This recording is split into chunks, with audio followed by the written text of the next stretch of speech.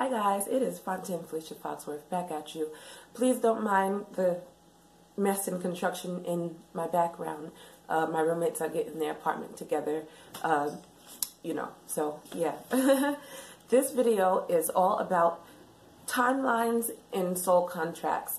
We always hear a lot about like timelines collapsing or converging, that type of thing. But I feel like a lot of people are still confused about what it actually means, timelines. So that's what this video is about. Time is infinite. It never ends. That is why it repeats itself. That is why it converges and cycles and collapses. Okay? And so that is the basic gist of why we experience different timelines. Time is transcendent. So once we realize that profound understanding, it really does shift everything that we have perceived about it. And then as we ascend, we get to use that knowledge to manifest. Time never ends. Time loops, right? So that's often why we see the number 8 symbol, and that represents just like a cycle in and out, just cycling in and out, changes and transitions, getting to 0 point. That's why we always see number 8. That's why the 888 portal is so important, because it elevates the frequency around, our understanding of time and timelines. Currently, we're living in a timeline similar to that of Atlantis or Lemuria, where there was a heightened frequency and vibration. That is where we are heading to. So that is our timeline as far as you can say dimensionally. This is the age of awakening, or the age of Aquarius. And so this is a timeline in itself that we are breaking through a 3D prism and elevating our frequency. So, dimensional timelines. About a month ago, when the event energies were really, really surging, a lot of us were able to tap into new multi-dimensional, abilities. I know that I was definitely, pulled into other spaces in time outside of my consciousness. And it's not like I hadn't been able to accomplish that before, but during this surge of event energies, this was next level. I have experienced jumping timelines during this time. Okay, so this is what I mean by that. I'll give you an example. I was able to jump multiple timelines or multi-dimensional timelines via astral projection during the surge of event energies. And it was like my consciousness was just not here, and I kind of got yapped into another time, dimension, and space by a Pleiadian who had a very important message to me. And then I was shown a whole humanity of deformed beings living on this cold, dark, dense, black-looking planet. And it was like the hills have eyes times 10 type shit. Like, it was really grotesque. But I wasn't scared. I was being shown and guided through this planet, and I saw these beings, and I saw beings that looked like mothers with children behind them, and like, grown and older or younger humanoid deformed beings. And in the end, their message to me that I understood telepathically, they kept repeating over and over again, was, "We need your help.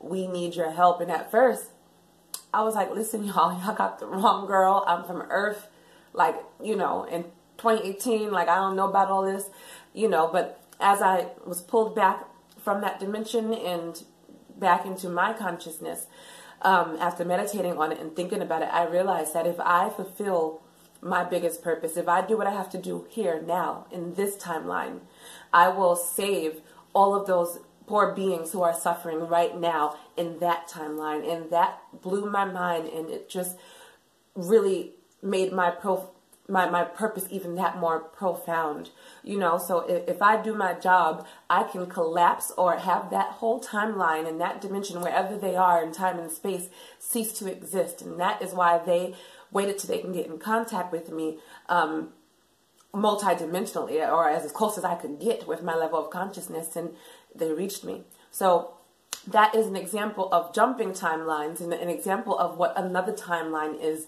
multidimensionally. Number 2, karmic timelines. These timelines occur as we,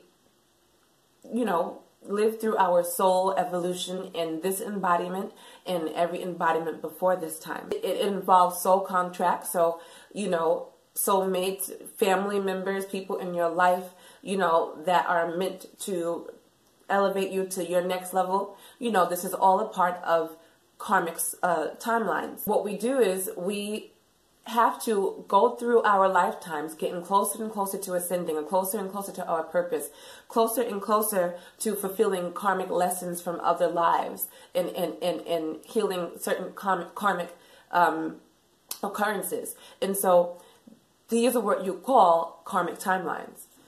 If you find yourself in a situation that seems similar to you in some way, or something that you already went through in this timeline, it is likely that you are still learning the lesson on that karmic timeline.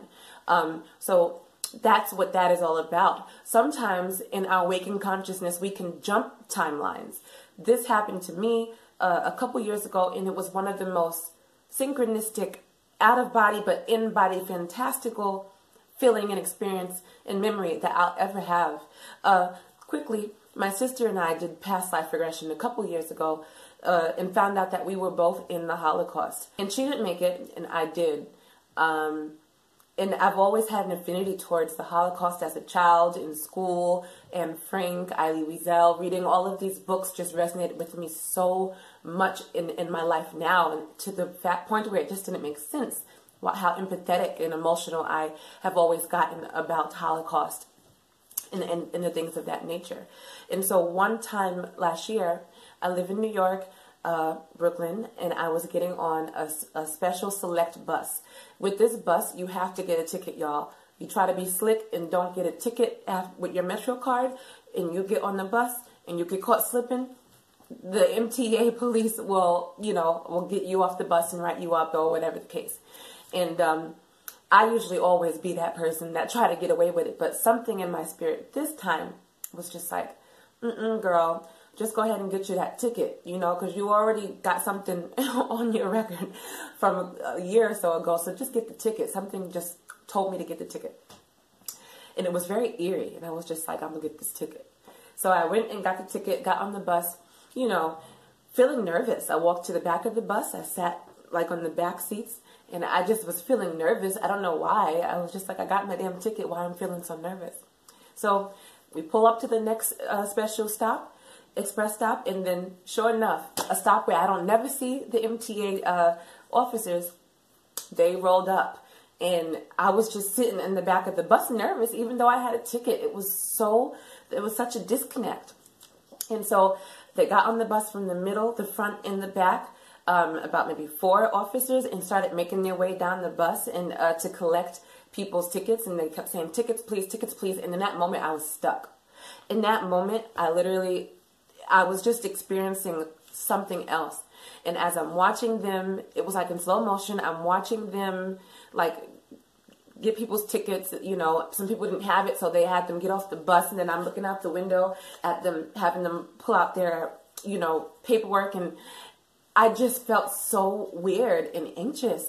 And then finally, it was an Asian dude, actually, an Asian officer, came up to me and said, ticket please. And then we just shared the weirdest, most eerie, I can't even think of another word, look in exchange. And I don't know why I fumbled for my ticket. I didn't have to fumble for my ticket.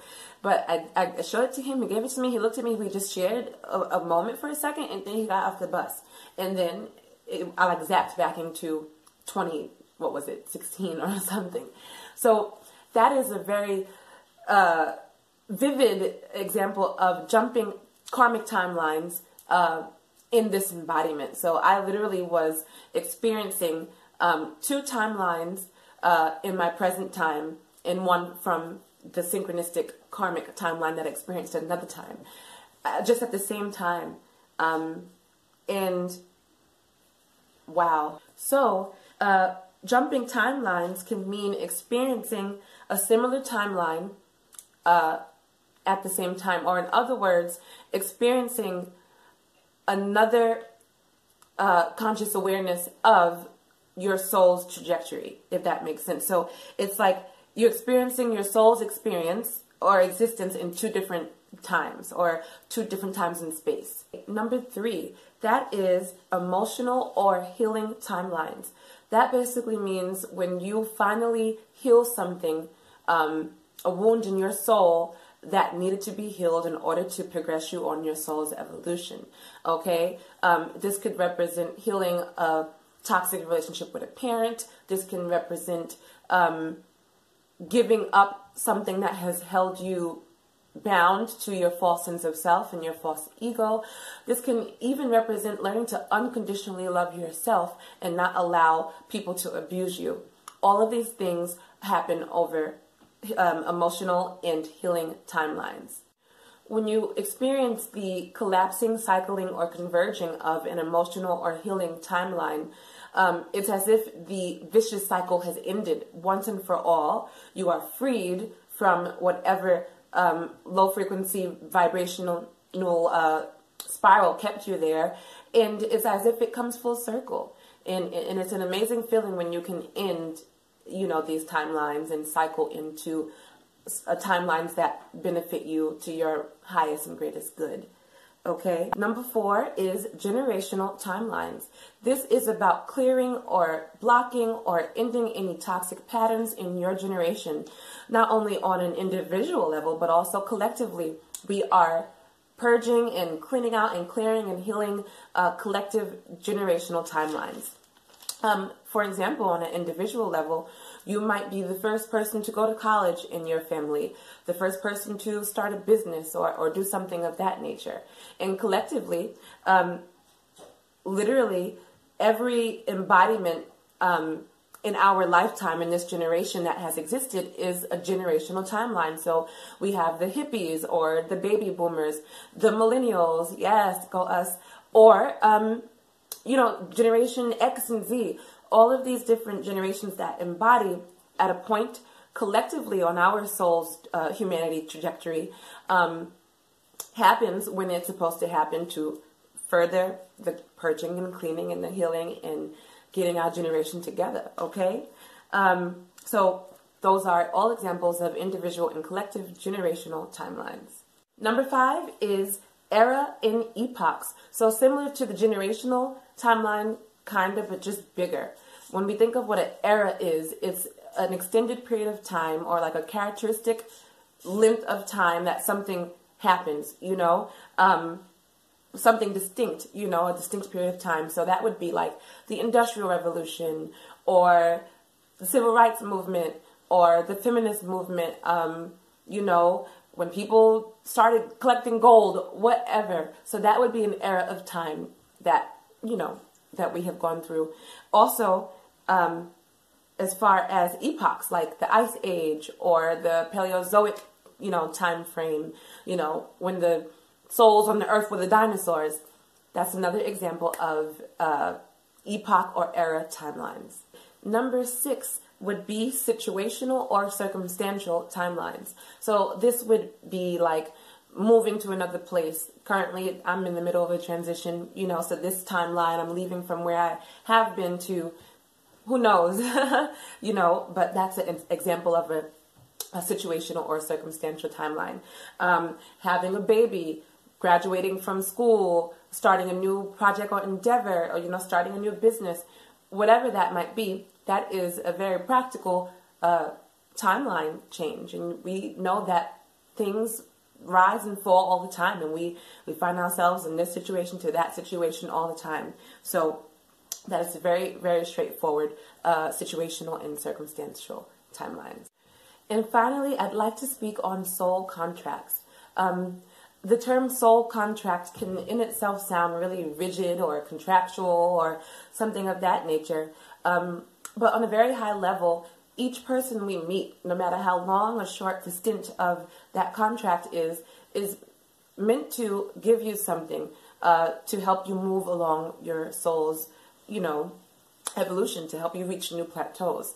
Every connection we make is helping us on a soul level. Okay, so sometimes so soul contracts can be really brief or not very emotionally attached even.